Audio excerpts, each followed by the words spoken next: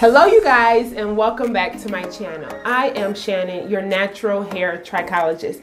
And if you have not already, please subscribe to my channel and click that notification bell so that you can be notified when I upload more content that pertains to everything natural hair. So we know that the holidays are upon us. We just had Thanksgiving and Christmas, and New Year's is right around the corner, and 2020 has been a little crazy on us, but that does not mean that we cannot celebrate the holidays in style. A lot of us are not having those holiday parties that we normally have, but that doesn't mean we can't have virtual holiday parties. Even some of those holiday parties that we're going to be doing online or having virtual in our home with our families, with some of our friends, we can still be cute, sis. We can still be cute. So in today's video, I'm going to be showing you a few ways to jazz up your protective style. Whether you're having a protective style during the holidays or just the everyday protective style, these are a few quick, simple ways that I jazz up my protective style, which are twists.